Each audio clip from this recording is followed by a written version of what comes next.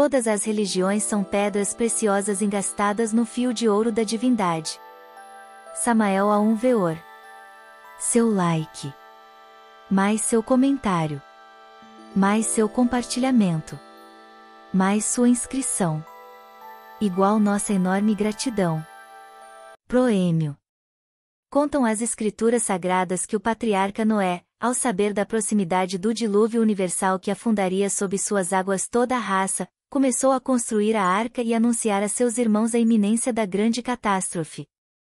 Naquela ocasião, a humanidade fez caso omisso de todas as predições e anúncios e os homens continuaram ocupados em seus negócios, em seus prazeres e em seus vícios. Em nossa época moderna, o venerável mestre Samael A1 Veor, avatara da era de Aquário, igual a Noé, leva já uma longa lista de obras escritas, todas cheias de profunda sabedoria e conhecimentos esotéricos, nas quais anuncia a grande catástrofe que se aproxima e acabará com toda a raça atual. Dá-nos, em todas elas, a tábua de salvação, a arca santa, para que não nos vejamos envoltos e pereçamos no momento do grande cataclismo. Entretanto, para a humanidade estas predições do venerável mestre, parecem-lhe desconjuradas porque se vive com muita comodidade e há tanto desejo de desfrutar da vida, rodeados de tantos adiantamentos científicos e inventos na qual o homem mostra que é indestrutível. Mas a hora chegará com pontualidade de noiva ao encontro, como chegou lentamente o momento angustiante e terrível do dilúvio universal que sepultou sob suas águas turbulentas todo ser vivente que havia sobre a terra. Só a arca ficou flutuando majestosamente sobre um infinito mar, envolta de um imenso silêncio. Já não existia a humanidade. Nesta pequena obra que estamos apresentando à consideração do leitor, o venerável mestre se dirige às juventudes com um dos temas mais fascinantes e difíceis como é a influência planetária nos indivíduos, as idades que abrangem estas influências e suas consequências.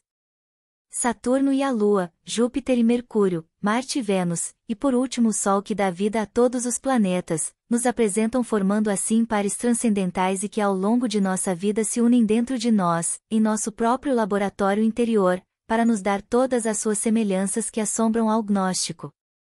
As idades que abrangem estas influências planetárias cobrem toda a vida do homem sobre a Terra. Mas sem a castidade científica é impossível a percepção destas maravilhosas influências e suas consequências prodigiosas na vida. Deste modo, o venerável mestre Samael A1 Veor, na presente obra, da mesma maneira que Noé, trata de salvar a humanidade uma vez mais da grande catástrofe que temos quase às portas. José Ramírez Carrillo. São Salvador, outubro de 1974. Os planetas metálicos da alquimia. Os planetas de nosso sistema solar gravitam harmoniosamente ao redor do Sol. Realmente, é maravilhosa a dança dos mundos em torno de seu centro gravitacional. Não obstante, além de tudo isto, o mais interessante para nós é a questão dos planetas metálicos da alquimia. Se observarmos de forma clara e precisa a ordem dos mundos, poderemos traçar um esquema perfeito. Observem vocês, irmãos, observem cuidadosamente a ordem dos mundos para que logo tratem de compreender qual é o trabalho da alquimia sexual. De acordo com a disposição dos planetas, figura número 1, temos na parte superior Saturno e na parte de baixo a Lua. Seguindo a ordem, sobre a Lua está Mercúrio e um pouco mais acima, na ordem dos mundos, está Vênus. Depois vem o Sol, o astro-rei, mais acima Marte, o planeta da guerra, depois vem Júpiter e finalmente, como já disse, Saturno, que ocupa o lugar mais elevado. Se observarmos detidamente a ordem dos mundos, vemos que o Sol está no centro. É ele que dá vida a todos os planetas do Sistema Solar. É mediante a alquimia sexual que se podem efetivar transformações maravilhosas. Antes de tudo, é bom saber que esses planetas têm seus expoentes em nosso próprio sistema seminal e dentro de nosso próprio organismo, aqui e agora. Saturno, o ancião dos céus, mediante a alquimia sexual, converte-se dentro de nós na Lua. Por quê? Porque os dois extremos correspondem-se exata e mutuamente. Júpiter, mediante a alquimia sexual, transforma-se no Mercúrio da filosofia secreta. O mais interessante da grande obra é precisamente, alguém verá o seu próprio Mercúrio no espelho da alquimia. Dizem os grandes mestres que, quando isso acontece, o São Tomás, que muitos carregam dentro de si, fica confuso e desconcertado. De maneira que Júpiter, transformando-se em Mercúrio, resulta em algo extraordinário. O corpo astral surge então esplêndido, o que significa uma magnífica transformação em nossa psique. Marte deve converter-se em Vênus. Este Marte belicoso e terrível que todos carregamos em nosso interior, este Marte guerreiro e briguento, deve transformar-se em Vênus do amor. Finalmente, o Sol fica como centro, dando vida a toda a nossa constituição íntima. Esses planetas metálicos estão, pois, em nosso caos metálico também, isto é, no nosso sistema seminal, no Ens Seminis. É surpreendente que o venerável e velho Saturno venha a transformar-se, venha a converter-se em um menino de beleza encantadora, o qual deve nascer em nós.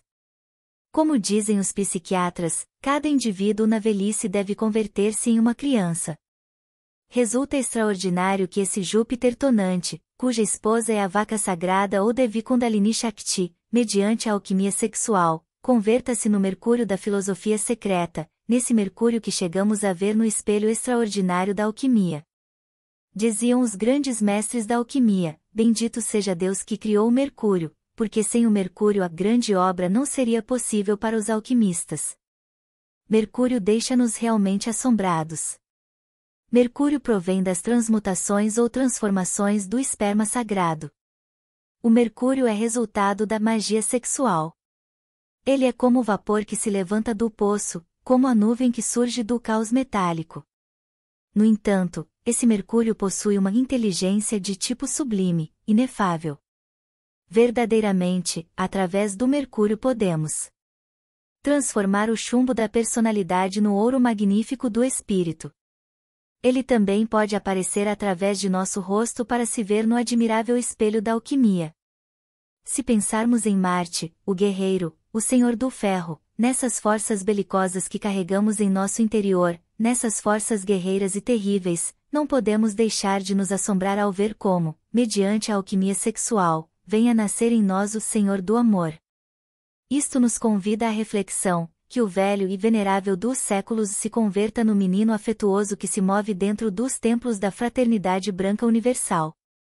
É assombroso vermos Júpiter tonante, o terceiro Logos inefável, esse arquierofante e arquimago de quem nos fala Dom Mário Roso de Luna, o insigne escritor espanhol, transformar-se no Mercúrio da filosofia secreta, no Deus da eloquência.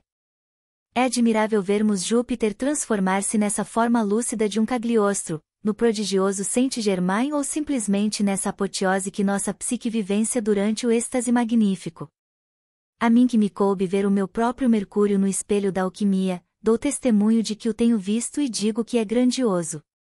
Se disséssemos unicamente que o Mercúrio resulta das transformações do esperma em energia e que mediante esse agente conseguimos converter o chumbo em ouro, não teríamos dito ainda a última palavra. A explicação ficaria incompleta porque esse Mercúrio não somente é um mero agente puramente metálico, capaz de realizar transmutações, como ainda é algo mais, ele é o Deus da eloquência, o gênio vivo que resplandece no corpo astral do agnóstico. Ele é o Logos, o próprio terceiro Logos convertido ou transformado mediante a sexualidade no Filho do Homem. Não é, pois, uma substância meramente bruta ou metálica. Não é unicamente essa matéria venerável sobre a qual nos falaram Sendivogius, Raimundo Lulio, Nicolas Flamel, Paracelso, Eutrevisano etc. É algo mais, é Júpiter tonante convertido em gênio manifesto, é Júpiter tonante convertido no planeta metálico Mercúrio. Falando no aspecto metálico diríamos que é o grau mais elevado convertido em Mercúrio vivo e filosofal. Que o belicoso Marte se converta nessa formosa e perfeita criatura que percorre os templos, nesses seres do amor, nesses irmãos maiores da humanidade, assombra sobremaneira.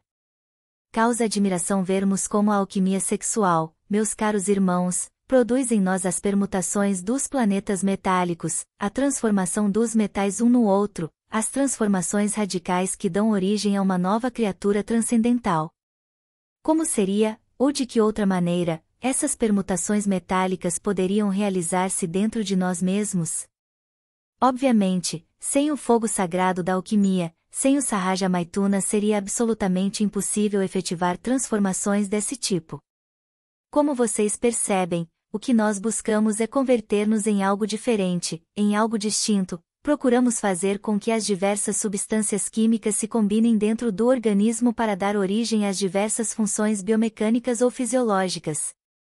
Assim como existem tantos fenômenos catalíticos e metabólicos, da mesma forma como o açúcar pode transformar-se em álcool, indubitavelmente também existem diversas permutações alquímicas, as quais, através de incessantes combinações, vêm a converter-nos realmente em deuses inefáveis, tremendamente divinos.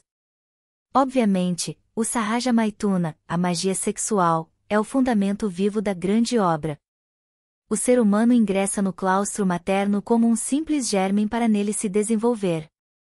Depois de 9 meses, esse gérmen vem para a existência mais desenvolvido, porém ainda não completamente. Manifestamente, durante os 7 primeiros anos da infância, passamos pela influência lunar, gozamos da felicidade do lar, a menos que um karma violento nos prejudique nesses primeiros anos de vida. Porém, o gérmen não está completamente desenvolvido, está em processo de desenvolvimento. O fato de ter nascido um gérmen e de ter vindo à existência um pouco mais desenvolvido não significa que o processo tenha terminado. Durante os 7 primeiros anos da existência manifesta-se no organismo dos varões a primeira capa testicular, a qual produz certas células que lhe permitem existir, enquanto que nas mulheres seus ovários produzem certas células, certos princípios, que as sustentam vitalmente. Mais tarde, aquele gérmen, continuando seu processo de desenvolvimento, entra na influência de Mercúrio. Então, a criança vai para a escola, estuda, brinca, já não pode ficar todo o tempo trancada dentro de casa. Mercúrio a movimenta, a agita, a inquieta. A segunda capa testicular produz no varão determinadas células que vêm a especificar e a definir completamente seus caracteres sexuais masculinos. Passada essa época, entramos na influência de Vênus. Pelo processo de desenvolvimento, dos 14 aos 21 anos, ficamos sob a influência de Vênus. Disse que esta é a idade do sentimento, da inquietude. Homens e mulheres começam a sentir a inquietude sexual, as glândulas sexuais entram em atividade. A terceira capa testicular no varão vem a produzir zoospermas, mas estes ainda não estão suficientemente maduros porque ainda não foi completado o processo de desenvolvimento, que vai dos 14 aos 21 anos. O gérmen ainda não concluiu seu processo de desenvolvimento. Portanto, grave é quando o gérmen, que ainda não concluiu seus processos naturais de desenvolvimento, cai no processo de degeneração e do comércio sexual. Indiscutivelmente, não é recomendável o coito para tais gérmens que não concluíram seu processo de desenvolvimento. Não é correto que aquele que passa pela sua segunda infância ou adolescência copule. É óbvio que o coito, para esses gérmens que não concluíram seu desenvolvimento, isto é, para as crianças e os adolescentes, traz, indiscutivelmente e de forma irrefutável, danos seríssimos para a mente e para a saúde da pessoa. Esses prejuízos, se bem que não são sentidos no princípio, durante a juventude, são bem sentidos na velhice. Assim, vemos que hoje é normal que os homens comecem a perder sua virilidade entre os 40 e os 50 anos. E sabem o porquê disso? Devido aos abusos sexuais da juventude e até mesmo durante a segunda infância. Já dissemos que a primeira infância vai desde o nascimento até 7 anos e que há uma segunda infância que vai dos 7 aos 14 anos.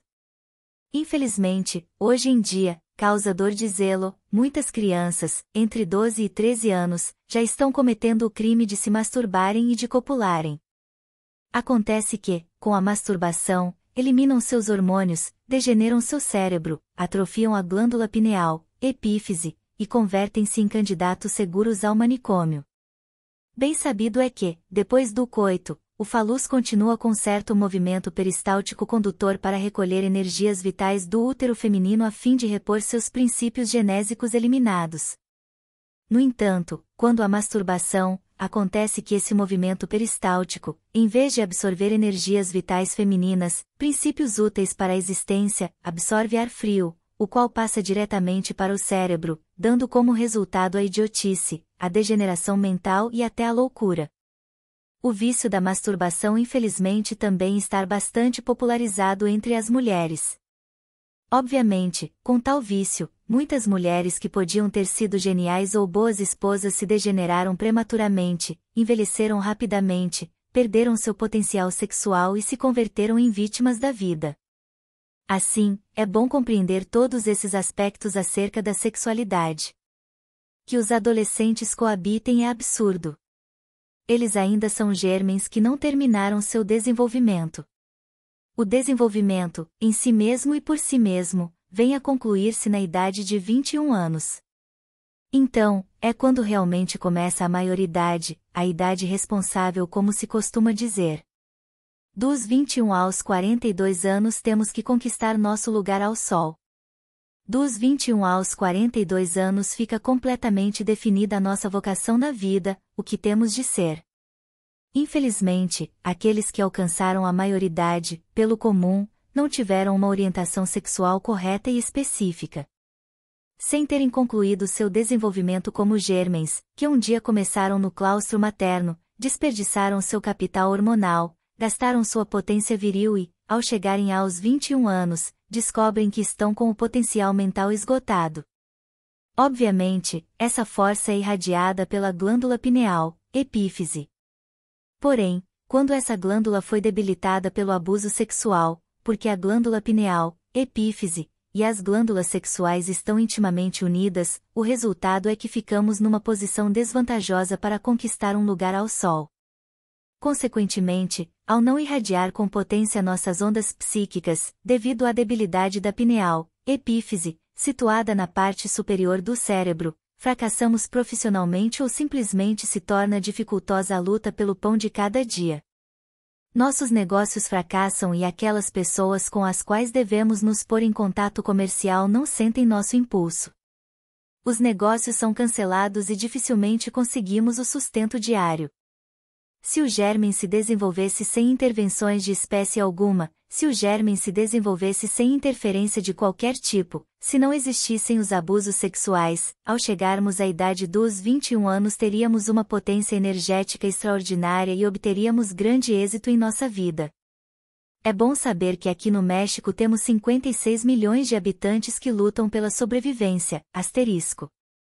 Há 12 milhões de analfabetos e 19 milhões de pessoas que estão passando fome e miséria. Poderíamos protestar contra os governantes que nada resolveríamos com tais protestos. Na realidade, não devemos culpar os outros pela nossa situação ruim, somente nós somos responsáveis pela nossa má situação econômica. Sempre jogamos a culpa nos diversos sistemas políticos e econômicos, sempre acusamos os presidentes das nações, mas isso é absurdo porque somos os únicos criadores do nosso próprio destino. É óbvio que se entramos na luta pela vida com debilidade, se não possuímos as forças psicomentais eróticas potentes, como abriremos caminho na existência? Logo, teremos de sofrer fome e de miséria. Se permitisse ao gérmen, aquele que um dia penetrou no claustro materno, desenvolver-se harmoniosamente até os 21 anos, entraríamos na luta pela vida confiantes, fortes, poderosos, cheios de energia, de saúde. Mas, infelizmente, quando copulamos desde a segunda infância, não permitimos ao gérmen, aquele que um dia entrou no claustro materno, continuar seus processos de desenvolvimento sem essas nefastas interferências. Quanto ao sexo feminino, hei de dizer que o gérmen conclui seus processos de desenvolvimento na idade de 18 anos, isto é, a mulher se desenvolve mais depressa que o varão. Por isso, ela pode casar-se mais cedo e mais jovem que o homem.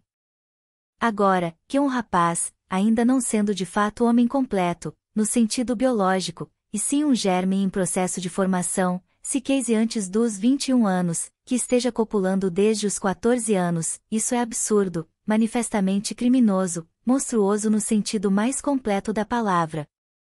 Depois dos 42 anos, isto é, depois que passou a influência solar, durante a qual temos de conquistar um lugar ao sol, entramos no ciclo de Marte que vai desde os 42 até os 49 anos. Quem ignora esses ciclos cósmicos repetindo-se no microcosmo homem, indubitavelmente não sabe aproveitar o ciclo de Marte e vem a criar para si uma velhice miserável. É bom que pensemos um pouquinho na velhice, meus caros irmãos, é bom que nos preparemos para a velhice. Não é correto esperarmos ficar velhos para então tratarmos de organizar nossa existência. Assim como na infância tivemos um berço, um lar, um pai e uma mãe, assim também quando velhos precisamos ter uma casa, um lar e uma fonte de recursos econômicos suficientes para não perecermos de fome e de miséria. No período entre 42 e 49 anos devemos estabelecer o nosso lar para que tenhamos nossa velhice tranquila. Nesse período, sob a influência de Marte, devemos estabelecer concretamente uma forma adequada para vivermos a velhice sem problemas.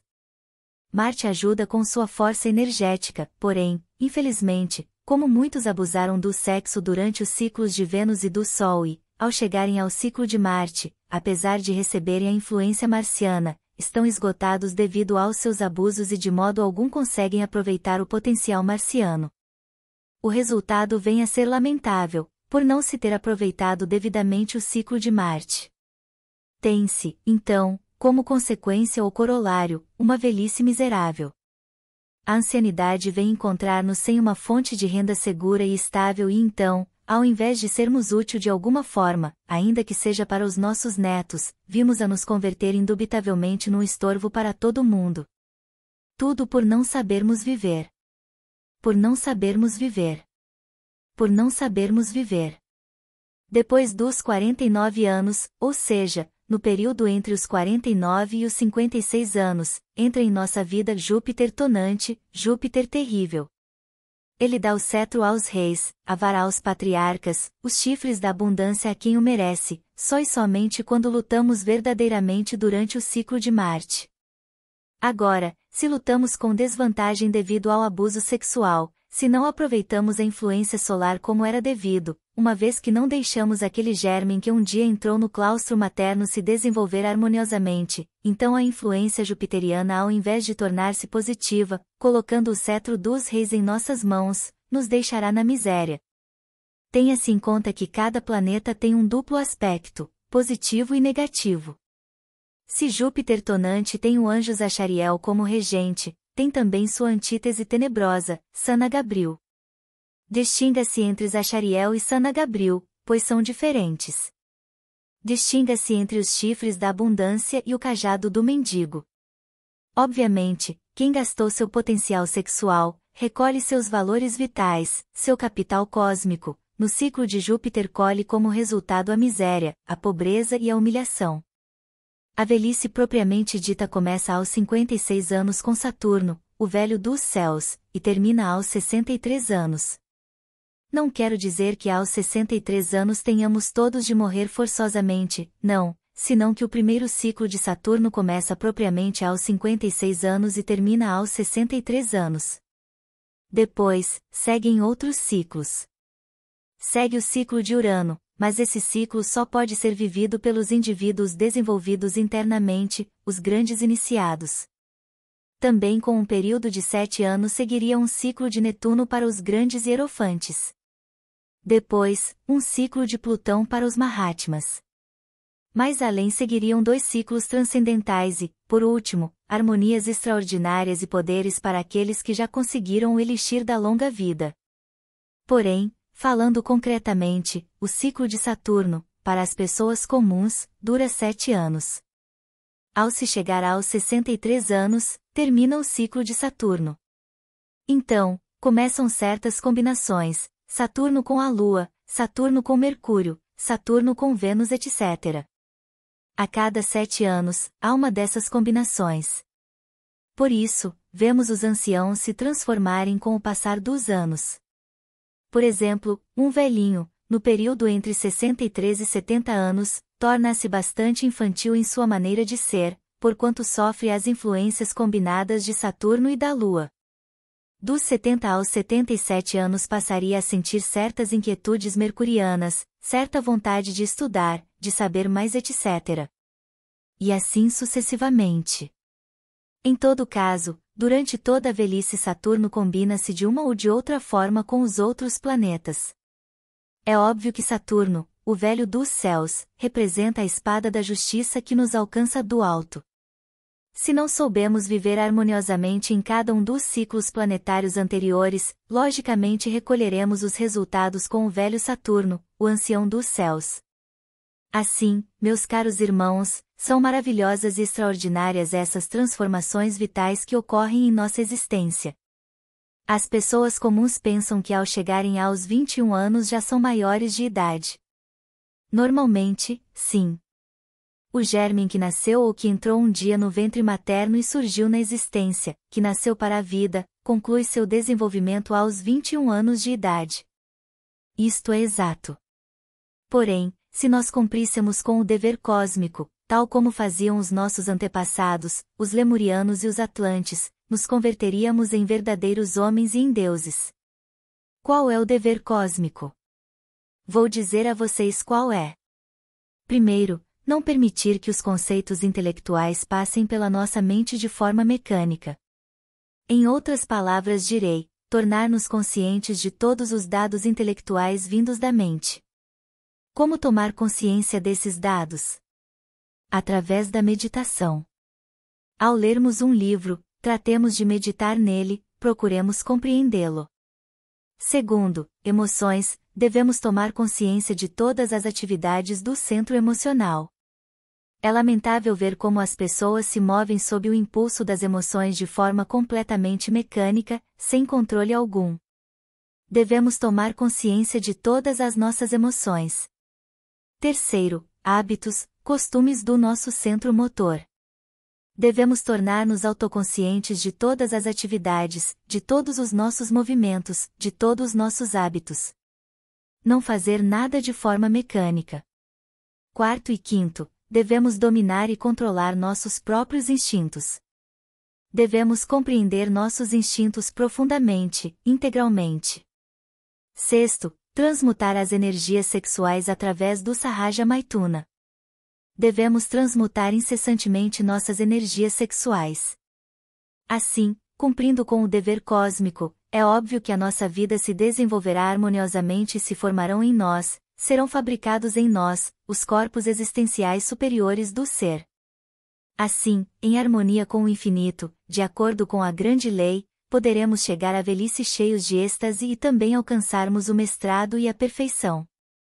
Antes que a grande catástrofe Atlante modificasse totalmente a estrutura do globo terrestre, mais ainda, antes que o órgão condartiguador do continente Mu tivesse se desenvolvido, os seres humanos cumpriam com seu dever cósmico. Então, meus caros irmãos, as pessoas podiam viver cerca de 1000 anos. Quando alguém cumpre com seu dever cósmico, a vida se prolonga.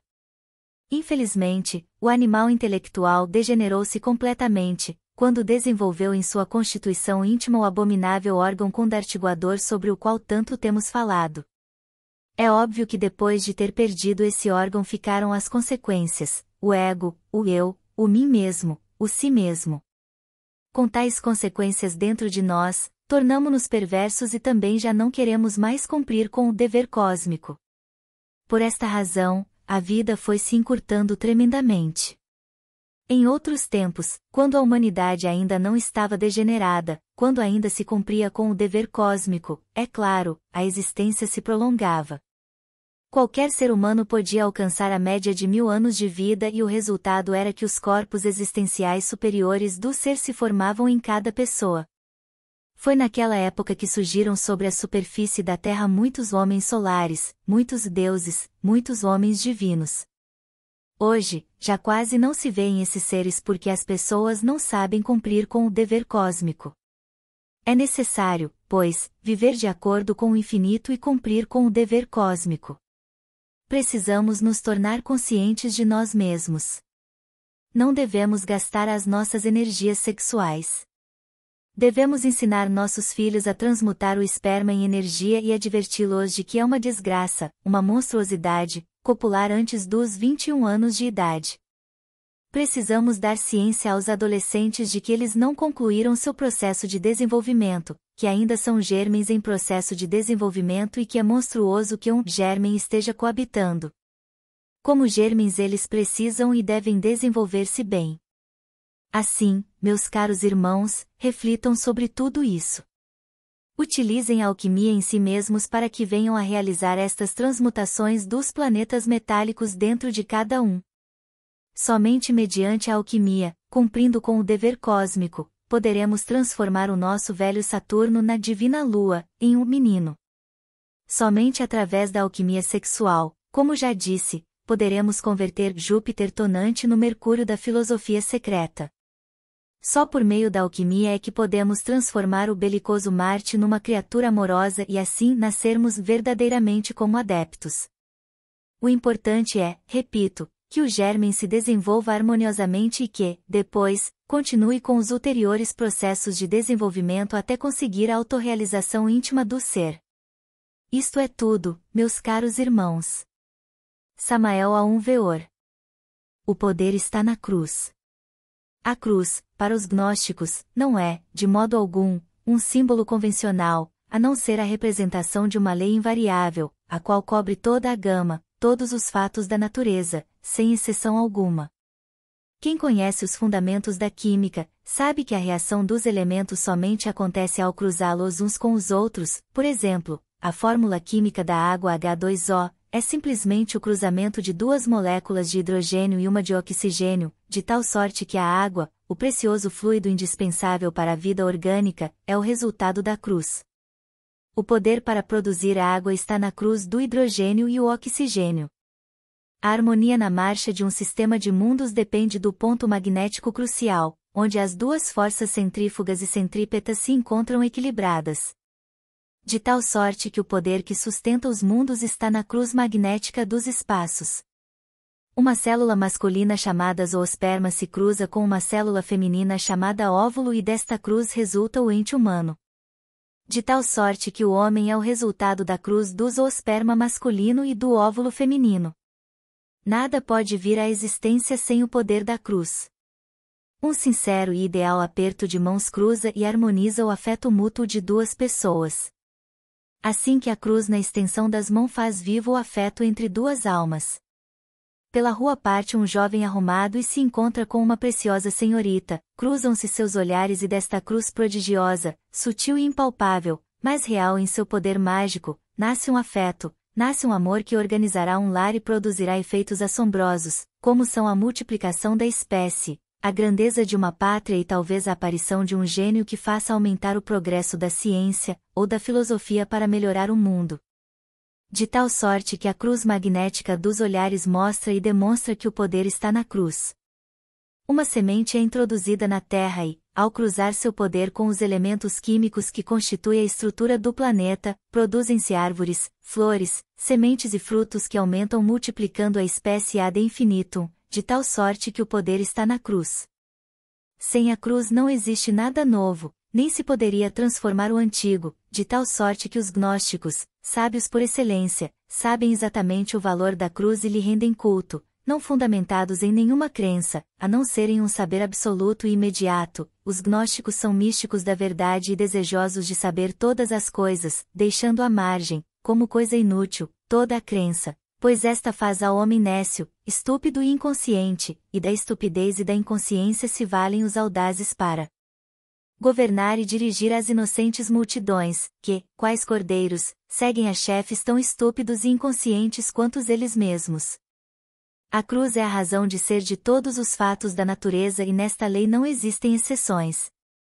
Quando alguém expõe uma ideia a respeito de um aspecto filosófico, social ou científico, essa ideia se cruza com as que possuem os que escutam e assim se produzem novas reações, seja para encontrar a verdade que o conferencista exponha, seja para rechaçar suas pretensões de sábio se seus conhecimentos não estiverem bem fundamentados. De tal sorte que no cruzamento das ideias, provam-se as inteligências e se descobrem as verdades, eliminando o errôneo. O olhar se cruza com algum ser ou objeto e, neste cruzamento, obtém-se experiência a respeito dos seres e das coisas. As substâncias proteicas dos mantimentos que ingerimos, ao se cruzarem com nossa vida fisiológica celular, produzem reações cruciais para renovar a vida da célula gasta e criar outra nova. Se a substância não convier a nosso organismo, a cruz bioquímica da substância, com as secreções dos órgãos internos específicos, produzem reações para serem eliminadas oportunamente do organismo. A cruz encerra o mistério de todos os poderes imagináveis, sejam estes físicos, intelectuais ou morais. Não há nenhuma pessoa filosófica, científica e racional que possa encontrar algum feito que não dependa do poder da cruz. Assim, uma vez mais, podemos afirmar enfaticamente que o poder está na cruz e que a cruz natural e científica dos gnósticos nada tem a ver com crenças, nem com instrumentos de tortura de nenhuma natureza.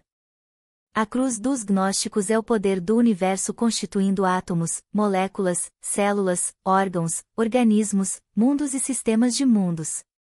Como no aspecto intelectual, é a cruz das ideias a que produz novos estados de consciência, no aspecto moral e sensitivo é a cruz o poder que causa todas as sensações maravilhosas que enobrecem e dignificam a alma.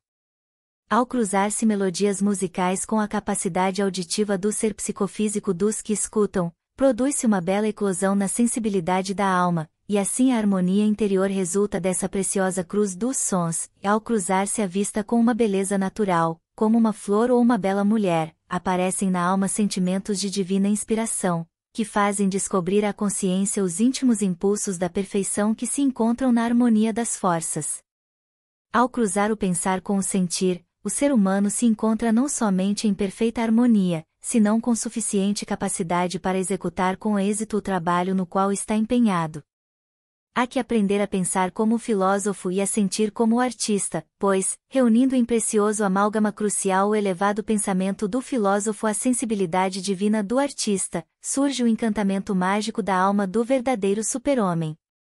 Esta cruz do pensar e do sentir, em perfeita concordância e harmonia, é o que permite desenvolver o lado místico e espiritual da existência. Bendita e divina cruz, em sua preciosa estrutura encontram ocultos todos os mistérios da natureza e da vida. Samael Aun Weor. O Homem e a Mulher. Por Victor Hugo. O homem é a mais elevada das criaturas, a mulher é o mais sublime dos ideais. Deus fez para o homem um trono, para a mulher, um altar. O trono exalta, o altar santifica. O homem é o cérebro, a mulher é o coração. O cérebro fabrica a luz, o coração produz amor.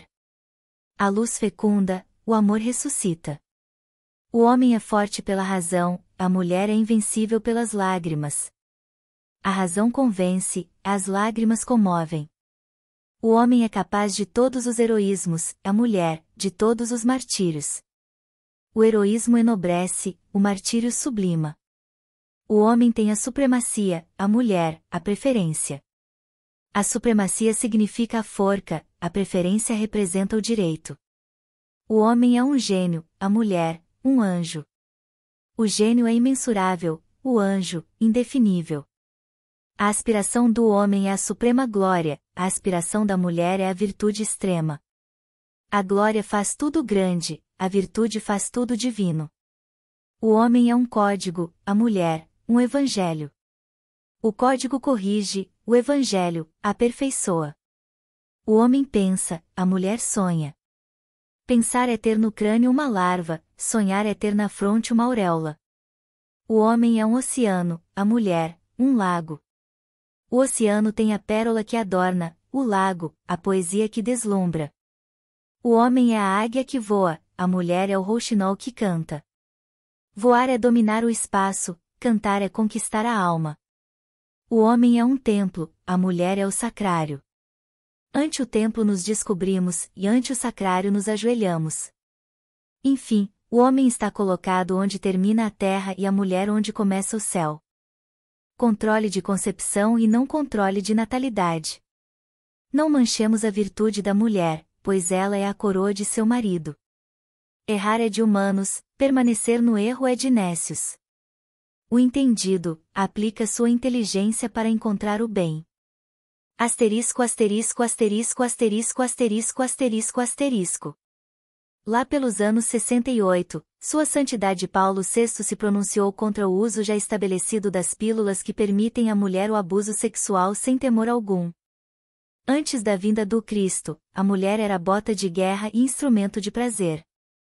O Cristo deu à mulher o posto que ocupa no lar cristão e repudiou o adultério tanto da mulher como do homem. Deu a conhecer o esoterismo crístico mediante o qual o homem se libera da dor e da amargura e se prepara para tomar o caminho angélico ou dévico, sendo a mulher o único meio que conduz à divindade quando segue a ciência divina da qual nos fala a Bíblia ou mantém no erro e no desespero quando faz mau uso dela. O Dr. Adon disse, a mulher é a mais alta beleza de Deus. O amor a manifesta, o desejo a mata. Para chegar a Deus em clara senda de paz salvando a febril luta, é a mulher o único caminho. Cada vez que o homem prostituiu a mulher e a torna objeto de prazer, sentiu o castigo do céu. Sodoma e Gomorra reviveram e seus sequazes defendem a fornicação e o adultério como síntese da vida moderna, como único objetivo da vida. A decisão de Paulo VI foi determinante para a vida da Igreja Católica, porque de outra maneira teria quebrado a moral cristã e quebrada também a tradição da Igreja através de seus 2000 anos. Com sua decisão, deu um golpe ao melhor negócio do século XX, porque as pílulas têm maior venda que todos os analgésicos acalmantes conhecidos. É impossível que os donos do negócio e seus alegres seguidores permaneçam impávidos, cabe-lhes demonstrar que são uma força para evitar que os governos proíbam a livre venda da nova droga que já conta com milhões de viciados e por conseguinte com os múltiplos fatores derivados do vício. A imprensa falada e escrita está convencida de que dentro de 10 anos não haverá capacidade em nosso planeta para a população humana e, como é natural, manterá seu alarme. O parecer do homem depende de seus entusiasmos.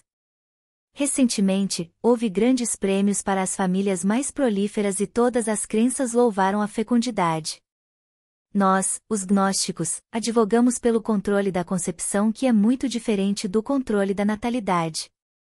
Esta extirpa os germes da vida humana e o controle da concepção os transforma em energia sutil que dá vida ao casal e os converte em super-homens. Com o primeiro se transforma a vida, com o segundo algo lhe mata. O homem conhece o poder da castidade, mas em suas formas mais incipientes e, por meio dela, converte alguns animais em superanimais para explorá-los, tais como os galos de briga, touros de luta, cavalos de corrida e muitos outros. Opera-se neles a absorção de sua própria semente por meio da corrente sanguínea, método este, antinatural, mas que cumpre os objetivos do homem. Nós, por meio da transmutação, que é um sistema sobrenatural, fazemo-nos castos, a nós mesmos, para explorar a nós mesmos. A Bíblia fala sobre esta classe de castos quando diz, há homens que se fizeram a si mesmos eunucos por amor a Deus. Chama-se transmutação o ato mediante o qual transformamos nossa semente em energia radiante com a qual mudamos nossos farrapos lunares ou corpos lunares por vigorosos corpos solares que nos permitem adquirir conhecimentos que não alcança a compreender o intelecto e seus sequazes, os 5 sentidos já manifestados no homem comum. A sabedoria gnóstica guiou a humanidade em todos os tempos. Sobre ela falaram muitos externos, pessoas que desconhecem a intimidade dos ensinamentos porque não são castos de verdade, uns a elogiam e outros a condenam conforme estes ensinamentos prejudiquem os interesses criados dos que analisam. Este ensinamento que a luz interna dá vida igual ao sol, sem levar em consideração o parecer de seus protegidos. Os humanos são náufragos de uma espantosa tormenta. O que agora se observa são os estertores de uma era que irá se apagando em meio a guerras sangrentas, destruições atômicas, terremotos, maremotos, terríveis furacões e confusão geral. Em menos de 4 lustros, o Avatar da Síntese escreveu mais de 50 obras que circulam em todos os continentes, em todas elas se fala sobre o esoterismo crístico e a castidade científica mediante os quais se redime e se libera de travas e personalismos ao homem. Quando o homem aprende a transmutar sua semente, convertendo-a em energia sutil, sem deixar de perder uma só gota, volta a tomar o mando perdido do lar. O fato da mulher perder, de forma natural, um óvulo mensalmente, põe-a em desvantagem diante do homem casto que não perde absolutamente sua semente. Quando a mulher converte também sua semente em luz e fogo, desaparece a sentença bíblica de parirás os filhos com dor. Quando se consegue uma fecundação, esse filho nasce sem dor alguma se ambos praticarem a transmutação alquímica. Isto é algo que a medicina oficial e a religião contemporânea desconhecem, mas nem por isso deixa de ser uma tremenda realidade para todos aqueles que já puseram em prática esta grande sabedoria. Quando a esposa está gerando, o homem separa-se corporalmente dela, o qual permite à mulher um filho de melhor qualidade moral, que não se amamenta de lascívia nem de estados emocionais baixos. O homem pode fazer estas maravilhas porque se converte em um ser superior, cheio de valor e de saber. São Paulo disse: fujais da fornicação. Qualquer outro pecado que o homem fizer, fora do corpo é, mas o que fornica contra seu próprio corpo peca. Coríntios 6,18. A desorientação sobre o que significa o não fornicar é completa. A definição que dá o dicionário da Real Academia da Língua é totalmente errônea porque lhe dá o mesmo significado de adultério. Para saber o que é a fornicação, o leitor deve ler a Bíblia, o capítulo 15 do Levítico, dedicado ao tremendo vício da fornicação. Antiga versão de Casiodoro de Reina, 1569, revisado por Cipriano da Valerá, 1602. O homem converteu em vício o ato mais santo mediante o qual ele é um Deus criador.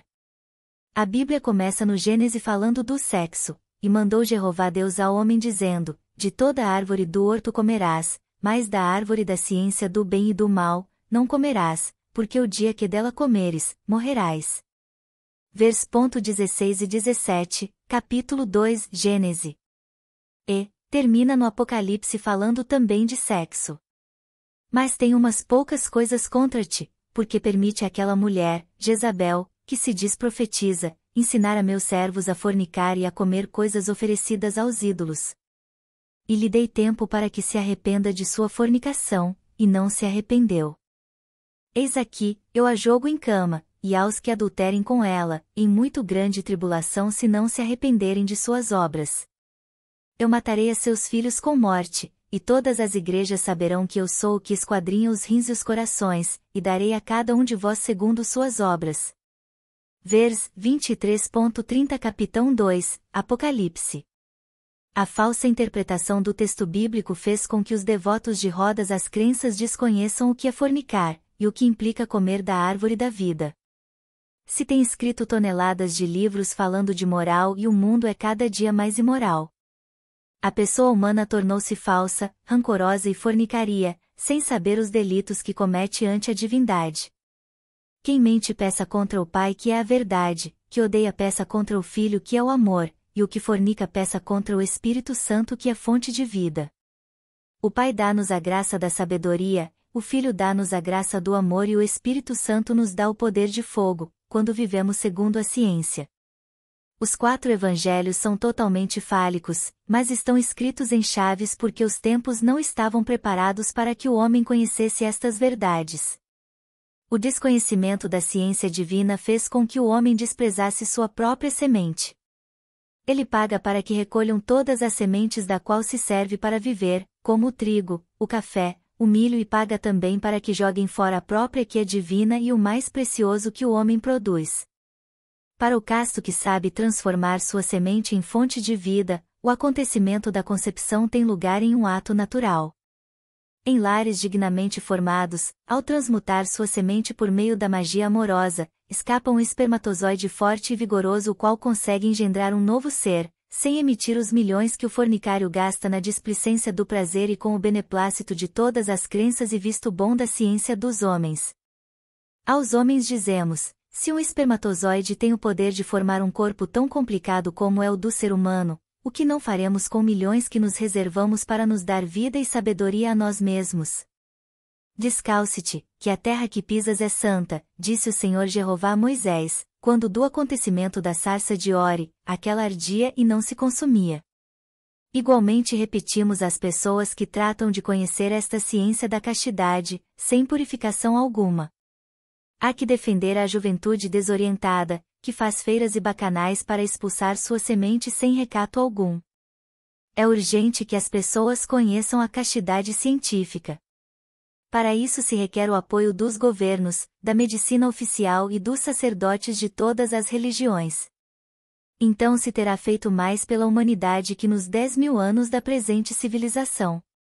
Com o uso das pílulas, autoriza-se publicamente a fornicação em massa para que se perca a síntese do homem e cada dia se rebaixe mais a qualidade moral do ser humano.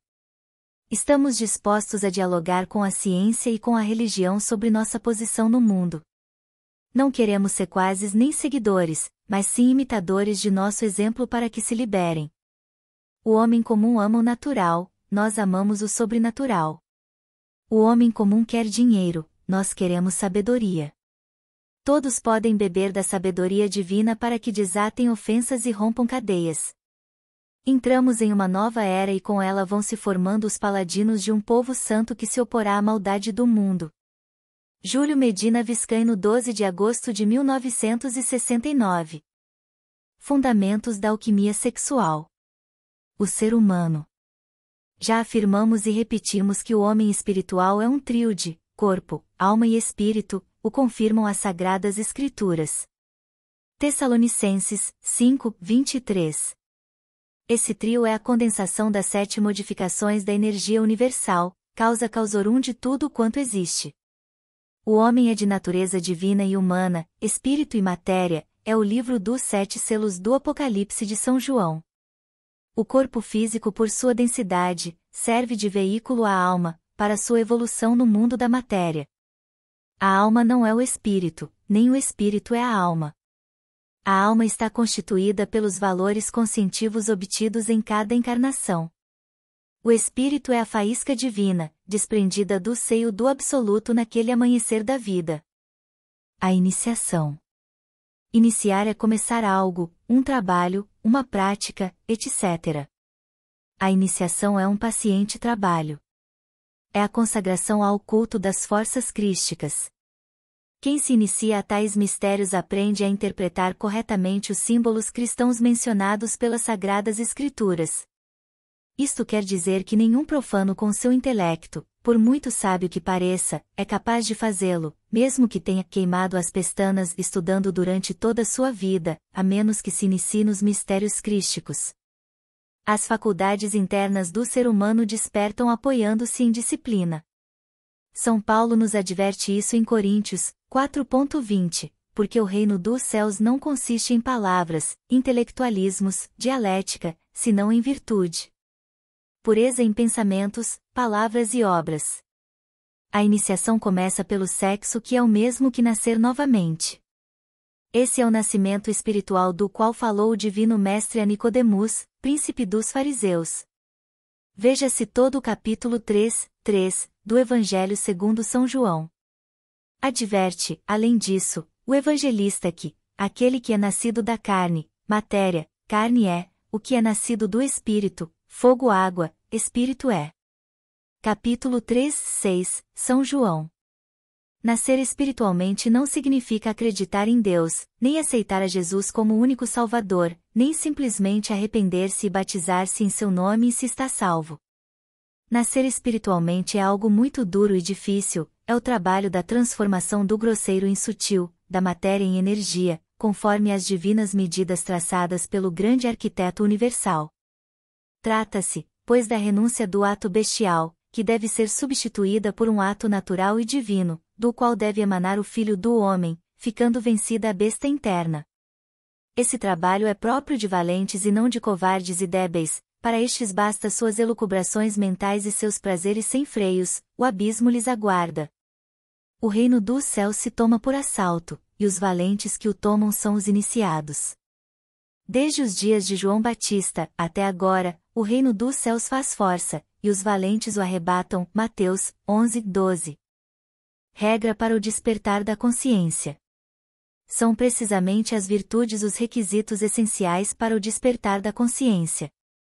Ela desperta à base de purificação, santificação, vocalização e meditação. Purificação. É o processo de limpeza da matéria, carne, pelo fogo sagrado do Espírito. Esse processo é básico, fundamental e transcendental porquanto é o único que transforma o grosseiro em sutil. Trata-se de fatos e não de palavras, vamos ao grão, necessita-se de um falo e um útero, ou como dizia o mestre Paracelso, um morteiro e uma retorta. Como matéria-prima, dispomos do enseminise como fatores indispensáveis, uma compreensão ampla, uma vontade firme e uma fé viva. Este trabalho é regido por um sistema denominado alquimia sexual e descansa sobre bases firmes conhecidas como divinas medidas. Vejamo-la. Fundamentos da alquimia sexual. 1. Amar a Deus sobre todas as coisas. 2. Não jurar seu santo nome em vão. 3. Santificar as festas. 4. Honrar pai e mãe. 5. Não matar. 6. Não fornicar. 7. Não furtar. 8. Não levantar falsos testemunhos nem mentir. 9. Não adulterar. 10. Não cobiçar os bens alheios. Traremos à luz da gnosis, de definir até onde seja possível, tais fundamentos. Amar a Deus sobre todas as coisas. Sem lugar a dúvidas, este é o mandato mais complexo e mais difícil de definir. Para amar a Deus, é necessário compreender e saber onde está. É absurdo amar o que não compreendemos nem sabemos onde encontrar. Deus está em todas as partes por essência, presença e potência, disse o iniciado. Deus está nas alturas, dizem os evangelhos cristãos. Alturas equivalem a céus. É infantil pensar que as alturas estão no espaço infinito. Reflitamos um pouco sobre o planeta em que vivemos. Este planeta é uma esfera que sempre está girando no espaço sem limites. Se esse espaço que vemos durante o dia fossem os céus, o que será então o firmamento estrelado que vemos durante a noite? Deus está dentro de nós mesmos, assim diz o bom senso e o confirmam as sagradas escrituras. Deuteronômio 6:13, São Lucas 17:21. Então, como se deve amar a Deus? Com fatos e não com palavras. Deus é amor, João 4:16, e amor é lei, porém amor consciente. Deus é espírito e os espíritos que lhe adoram em espírito e em verdade é necessário que lhe adorem. João 4:24. Deus é fogo consumidor. Hebreus 12:29, Deus é luz. João 1:5. Deus é sabedoria. Deus é força. Disse o cabalista. O amor é uma causa profunda, inefável e indefinível. Conhecemos seus atributos e vemos seus efeitos, mas desconhecemos a causa. Manifesta-se pela simpatia e pela força de atração. É o sentimento mais puro que se traduz em fatos e não boas razões. É um impulso que infunde vida, felicidade e harmonia. É a própria força criadora em ação. O amor está latente em todo o criado, visível como invisível, orgânico como inorgânico.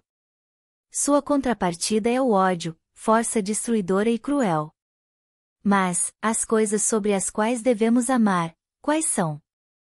Todo o universo manifestado, do diminuto átomo, até as formas mais densas, como são as massas planetárias que sulcam o firmamento estrelado. Sintetizando, amar a Deus sobre todas as coisas significa sentir e descobrir em nós esse princípio criador, Buddhata ou essência divina, apreciar e intensificar, inclinar-nos a ele em adoração e respeito, lhe fazer vibrar liturgicamente, lhe ver em tudo e em todos. Devemos começar por amar em nós mesmos esse princípio vital e depois o veremos em outros. Aqui vemos a necessidade do grande arcano para terminar com as baixas paixões. Não jurar seu santo nome em vão. Jurar é tomar a Deus como testemunha de algo que prometemos cumprir. Deus é uma palavra misteriosa cujo significado é conhecido só pelos iniciados.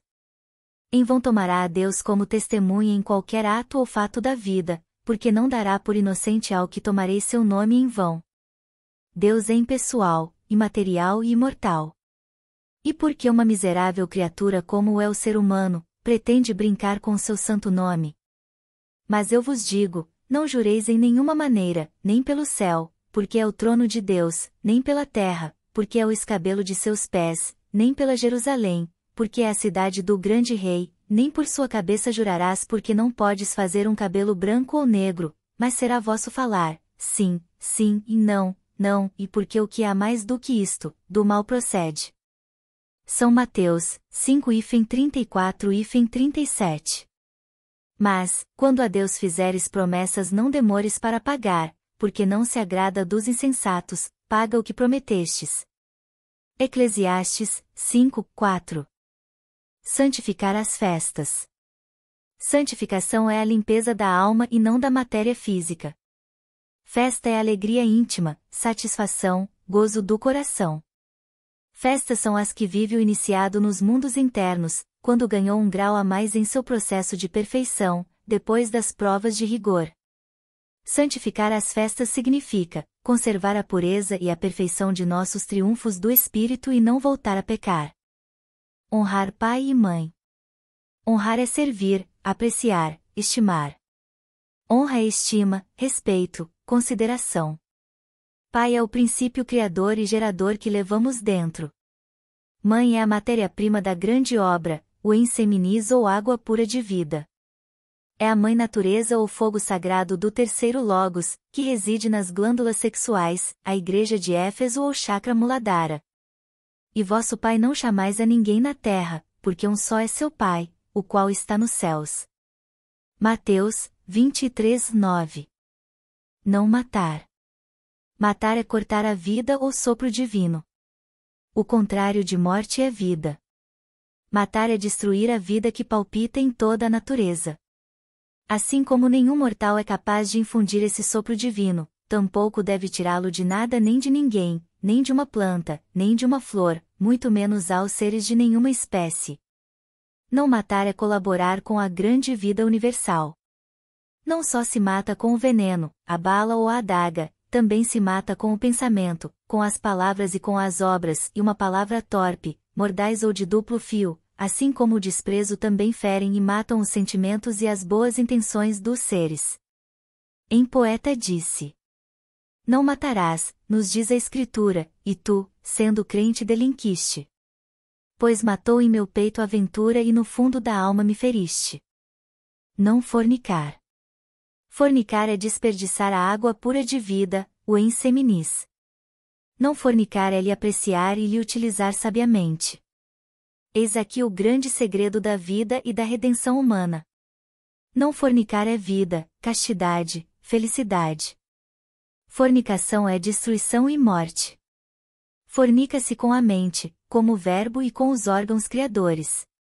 Se aprendemos a controlar os órgãos genitais, obtemos a castidade.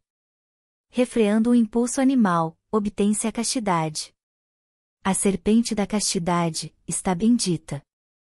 A serpente da fornicação está maldita. Gênesis 3:14.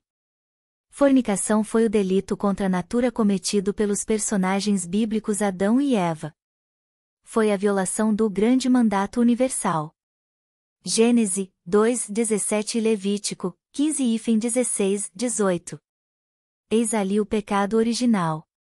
Castidade é a arte de acender e manter viva a chama do fogo sagrado para a purificação da matéria. Com este mandato se deve começar a obra de liberação. É a prática fundamental para a iniciação crística.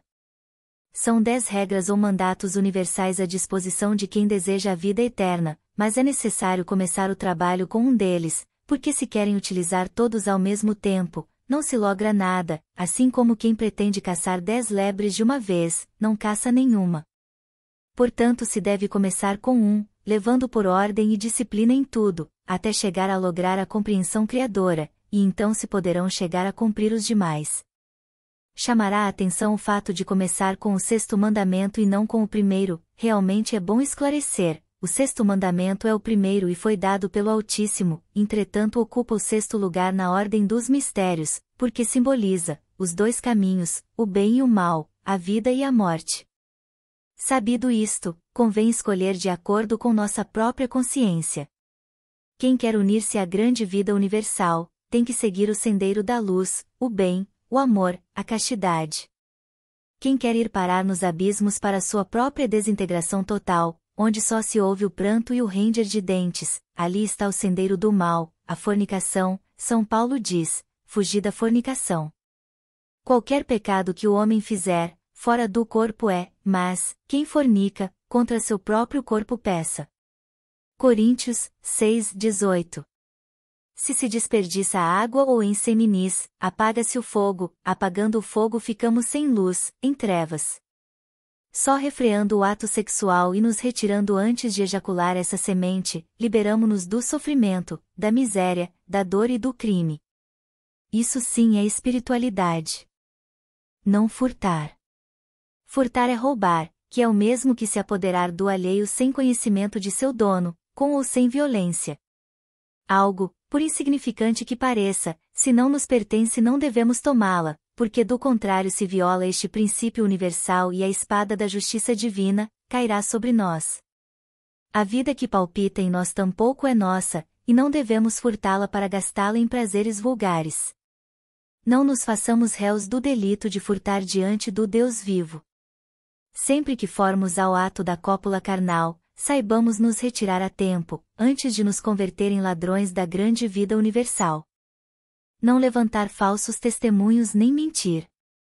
O verbo, ou seja, a palavra falada ou escrita, deve saber dirigir-se, não deve ser utilizada para caluniar nem difamar a ninguém. Afirmar o que ignoramos ou desconhecemos, é falsidade.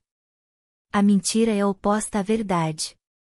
Negar a realidade das coisas é mentir. O erro, a traição, a hipocrisia e a fraude, são a mesma mentira disfarçada com aparência de verdade e justificações da falta de sinceridade e valor. Quando sabemos, conhecemos e compreendemos a realidade e exatidão das coisas, devemos sustentar e defender a verdade contra tudo o que nos vem em cima. Galileu afirmou e sustentou que era a Terra que se movia ao redor do Sol e não o Sol ao redor da Terra, ainda contra o parecer dos sábios de sua época. A mentira é o meio mais fácil para fugir da responsabilidade. A mentira é a própria desculpa que levamos à flor de lábio. Por geral, a mentira sempre persegue fins desonestos ou ilícitos. Quem nega a verdade e despreza a justiça, ama a mentira e se torna um covarde. Não adulterar. Adulterar é subtrair pureza das coisas, a palavra falada ou escrita, aos valores e às pessoas.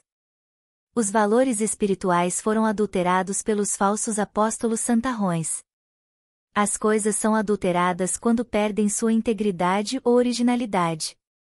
As pessoas adulteram através de seus genitais, mesclando sua energia com outra diferente. São Marcos, 10, 11 de dezembro.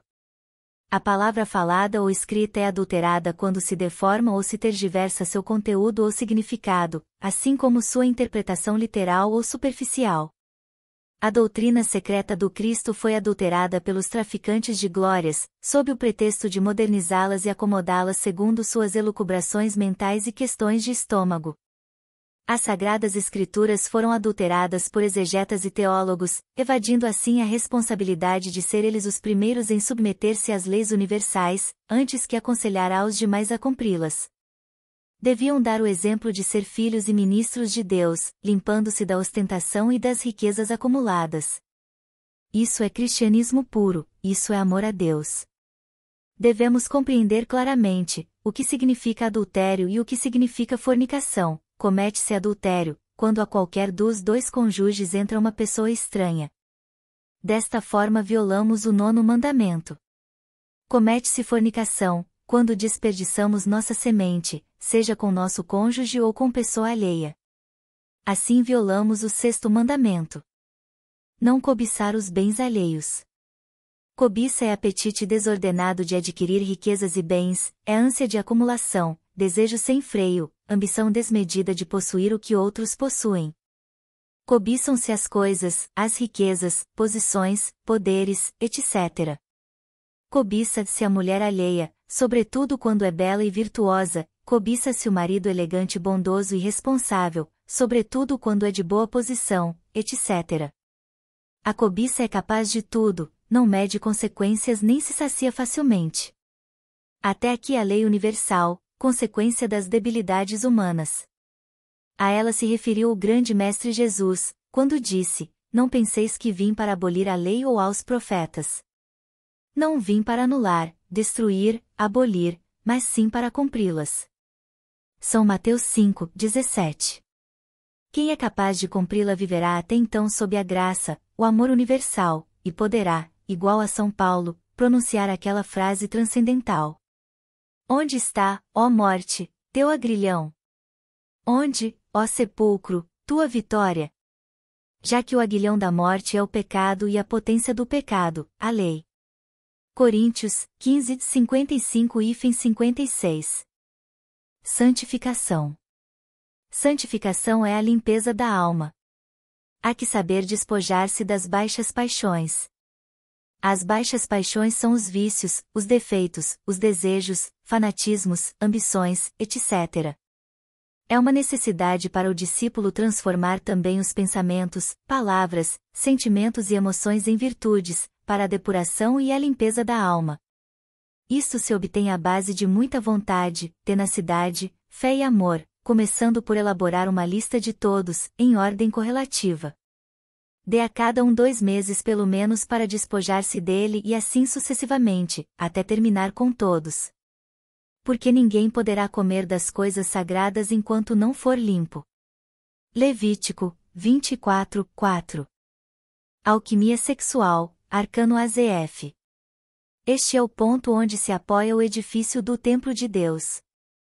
É o mesmo grande arcano, chave do movimento perpétuo, quadratura do círculo ou chave da ciência, que os sábios de todos os tempos souberam manipular, mas que tendo caído em poder de uma casta sacerdotal que não soube apreciá-lo, foi oculto sob o pretexto de que a humanidade não estava preparada para recebê-lo, e substituindo-o por outro conhecimento se negaram a declará-lo e a cumpri-lo, estorvando além disso aqueles que eram capazes de fazê-lo.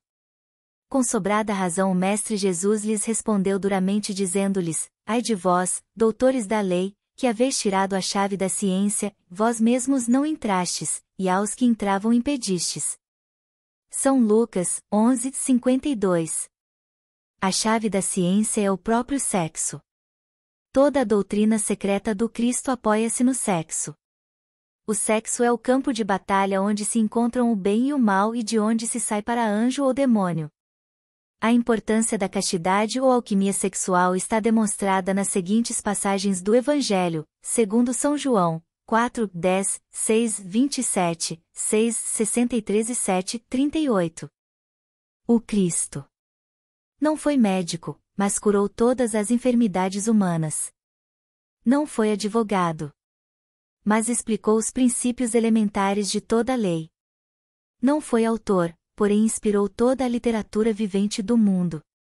Não foi orador, foi algo mais, a palavra encarnada.